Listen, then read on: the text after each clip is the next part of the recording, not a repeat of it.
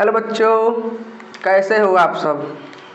मैं आशा करता हूँ कि आप सभी स्वस्थ होंगे, मस्त होंगे, ज़बरदस्त होंगे और अपने अपने पढ़ाई में व्यस्त होंगे। तो ठीक है, तो चलते हैं आज के टॉपिक पर। हमें आज क्या पढ़ना है, तो बिना देरी के हुए हम अपना टॉपिक पर चलते हैं कि हमें पढ़ना क्या है। ठीक है बच्चों, तो चलिए समझते हैं आज क्या पढ़ना है। तो आज हम पढ़ने वाले हैं पाचन तंत्र में पाचन तंत्र का एक अंग के बारे में जिसका नाम है लीवर। ठीक है बच्चों, तो हम समझेंगे लीवर जो हमारा होता है यह किस प्रकार पाचन तंत्र में भाग लेता है, यह किस प्रकार भूमिका निभाता है मनुष्य के शरीर में। इसके बारे में हम जानेंगे, समझेंगे और पढ़ेंगे कि लीवर हमारा आखिर होता क्या है। ठीक, तो चलिए समझते हैं लीवर होता क्या है। ठीक है, तो आज का हमारा टॉपिक रहा लीवर, यानी इसको हिंदी में कहते हैं यकृत। ठीक, तो समझते हैं लीवर होता क्या है। ठीक, तो लीवर जो हमारा होता है यह मानव शरीर का सबसे बड़ा अंग होता है। ठीक है, तो जो लीवर क्या होता है, हमारा मानव शरीर का सबसे बड़ा अंग होता है। अब इसका हम रंग पर चलेंगे तो इसका रंग जो होता है ब्राउन यानी भूरा कलर का होता है, समझते हैं। और इसके बारे में लीवर का वजन कितना होता है, तो हमारा लीवर जो होता है इसका वजन लगभग 1.5 kg होता है।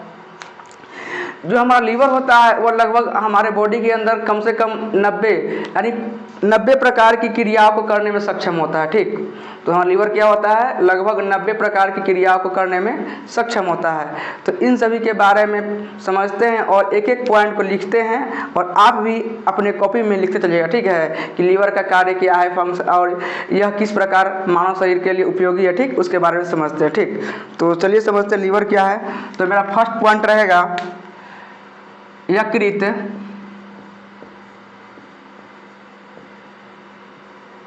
मानव शरीर का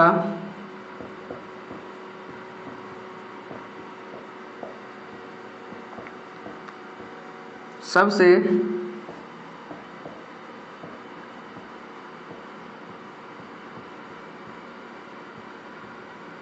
बड़ा अंग है।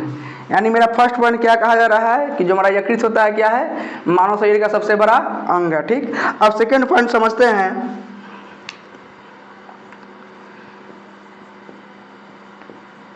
यकृत का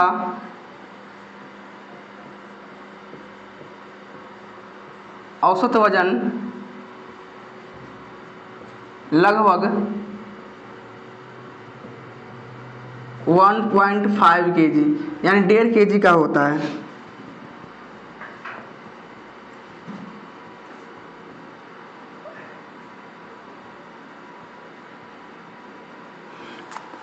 इसके बाद और हम आगे समझते हैं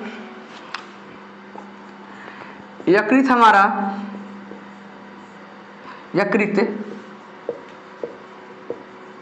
पाचक रस को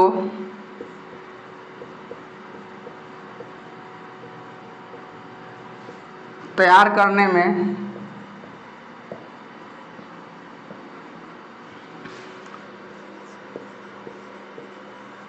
अपनी भूमिका निभाती है।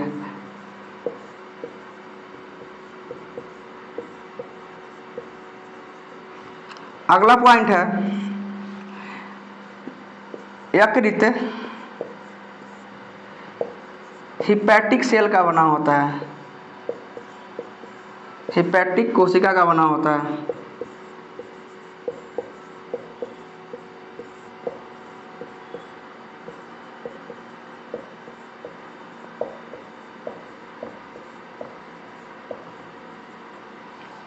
ठीक है बच्चों, तो हमने यहाँ पर लीवर का बारे में समझा, लीवर मेरा होता क्या है।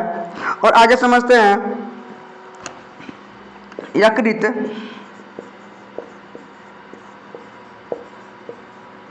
पीत रस का निर्माण करती है।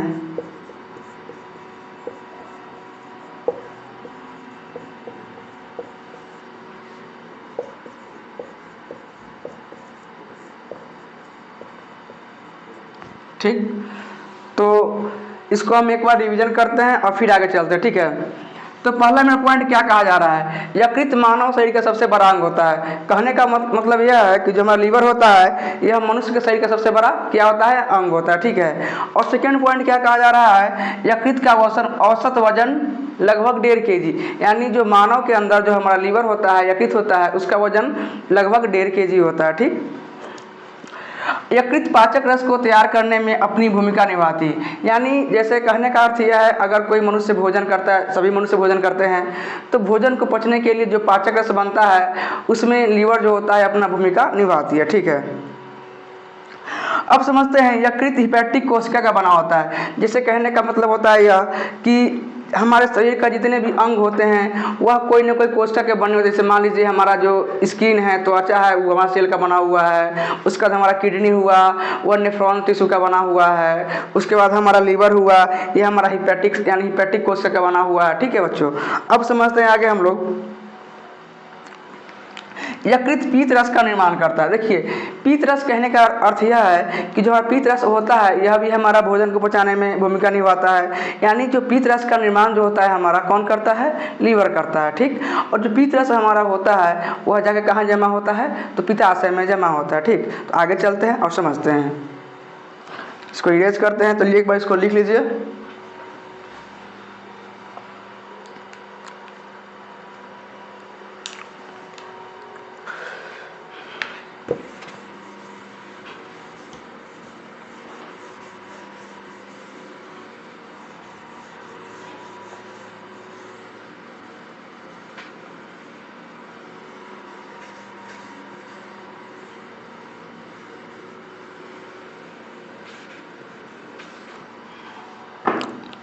तो मेरा अगला पॉइंट है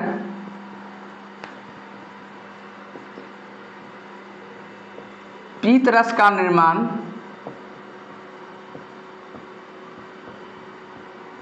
मानव शरीर में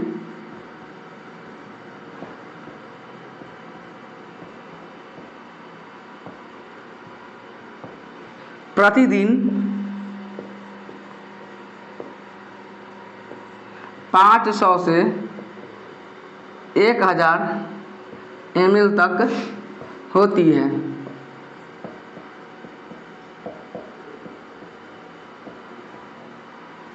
ठीक बच्चों, अगला पॉइंट हम समझते हैं। तो पीत रस का क्षारीय, पीत रस की प्रकृति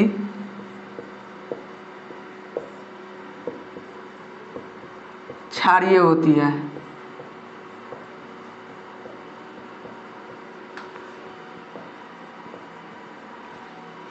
ठीक है बच्चों, अब आगे समझते हैं। हमारा लीवर जो होता है यह पीत रस का निर्माण भी करता है। हमने यहाँ पर समझा जो पीत रस का जो प्रकृति कैसा होता है, क्षारीय होता है, ठीक है। अब आगे समझते हैं हम लोग,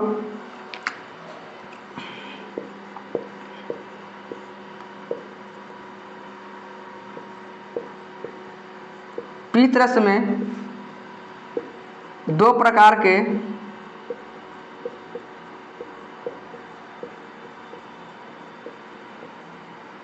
वर्णक पाए जाते हैं।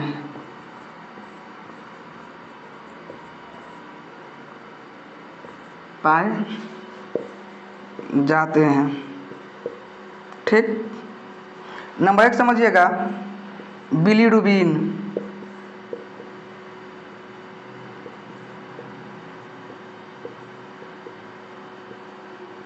नंबर 2 समझिएगा, बिलीवर्डिन।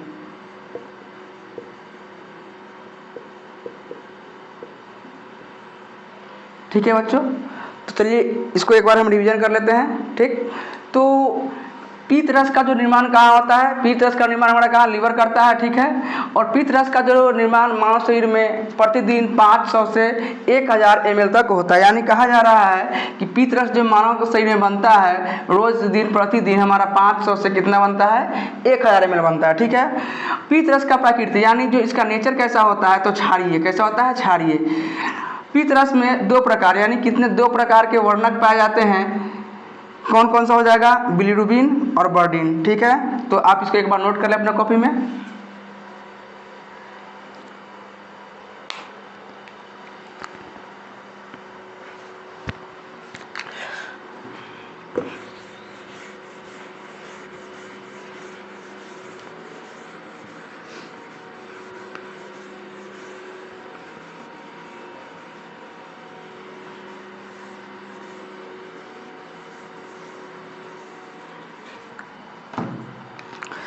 तो बच्चों मेरा अगला पॉइंट है, पीत रस हमारे शरीर में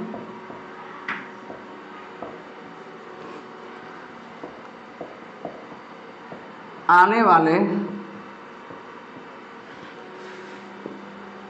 भोजन को पचने में सहायता प्रदान करता है। ठीक है, अगला पॉइंट है, पीत रस हमारे शरीर में आने वाले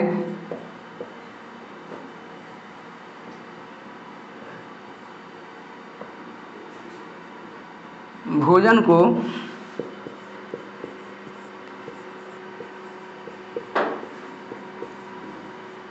उदासीन बनाता है। ठीक, अगला पॉइंट है, यकृत हमारे शरीर के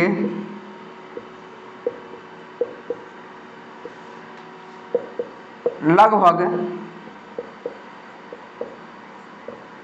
90 प्रकार की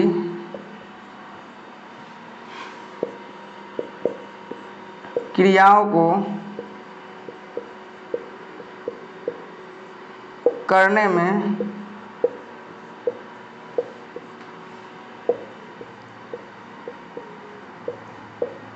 सहायता प्रदान करता है। अगला पॉइंट है, पीत रस में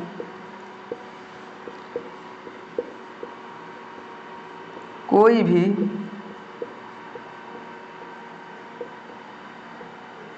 एंजाइम नहीं पाई जाती है।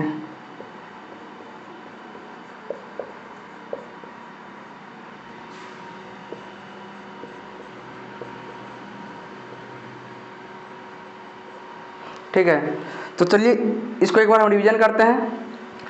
तो पीत रस हमारे शरीर में आने वाले भोजन को पचाने में सहायता, यानी जो हमारे शरीर के अंदर जो भोजन आता है उसको पचाने में सहायता कौन प्रदान करता है? तो पीत रस। कौन करेगा? पीत रस। ठीक है, अगला पॉइंट कहा जा रहा है, पीत रस हमारे शरीर में आने वाले भोजन को उदासीन करता है, यानी जो भोजन हमारे बॉडी के अंदर आ गया उसको उदासीन कौन करेगा? हमारा तो पीत रस करेगा। ठीक है बच्चों, जैसे कि मान लीजिए हम भोजन रूप में या तो हम एसिड खाते हैं या बेस खाते हैं। जैसे मान लीजिए आपने कोई खट्टा चीज़ खाया तो उसको उदासीन कौन करेगा? हमारा पीत रस करेगा। मान लीजिए आपने कोई बेस खाया, छार चीज़ खाया, उसको उदासीन कौन करेगा? तो हमारा पीत रस करेगा। ठीक है बच्चों, अब आगे समझते हैं हम लोग, यकृत हमारे शरीर के लगभग 90 प्रकार, यानी कहा जा रहा है, हमारा अगला पॉइंट कह रहा है कि जो हमारा यकृत है वह लगभग 90 प्रकार की क्रियाओं को करने में सहायता प्रदान करता है। ठीक, और अगला पॉइंट कहा जा रहा है, पीत रस में कोई भी एंजाइम नहीं पाया जाता है, यानी कहने का अर्थ यह है कि जो हमारा पीत रस होता है ना, इसमें कोई भी एंजाइम नहीं पाया जाता है। ठीक, तो चलिए इसको आप एक बार नोट कर लीजिए। ठीक,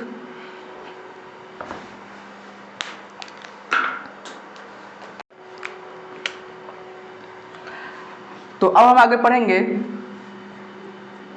लीवर यानी यकृत के कार्य।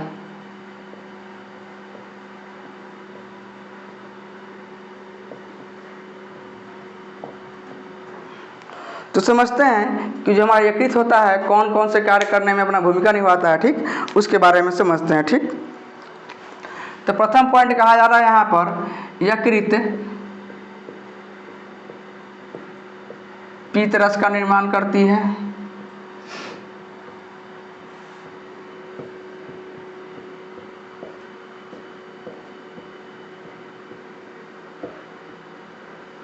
अगला पॉइंट कहा जा रहा है, यकृत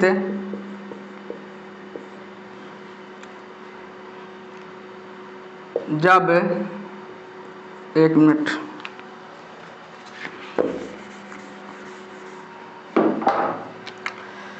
बच्चा जब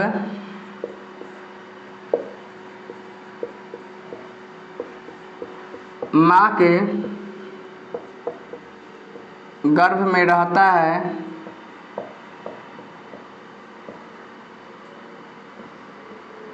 तब उसमें रक्त का निर्माण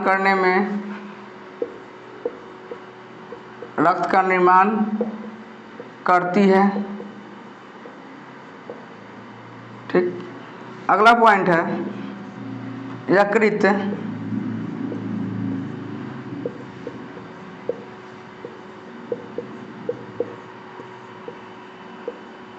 ग्लाइकोजेनेसिस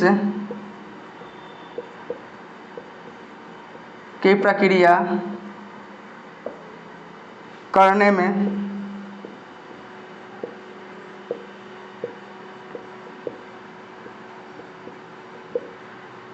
सहायता प्रदान करती है।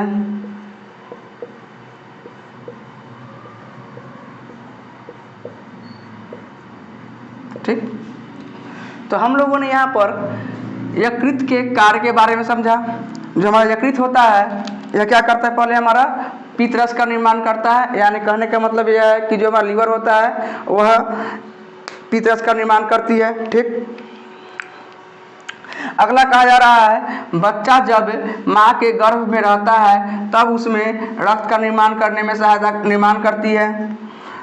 उसके बाद यकृत ग्लाइकोजेनेसिस प्रक्रिया करने में सहायता प्रदान करती है। यानी ग्लाइकोजेनेसिस कहने का अर्थ यह है कि जो हमारे बॉडी के अंदर जो ग्लूकोज होते हैं उसको कलेक्ट करने का काम कौन करता है, तो हमारा लीवर करता है। ठीक है, इसी को हम क्या कहते हैं, ग्लाइकोजेनेसिस कहते हैं। ठीक है, अगला पॉइंट समझते हैं। यकृत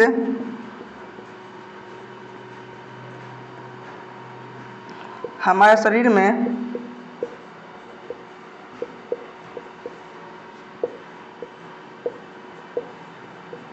खनिज का भंडारण करती है, खनिज का भंडारण करती है।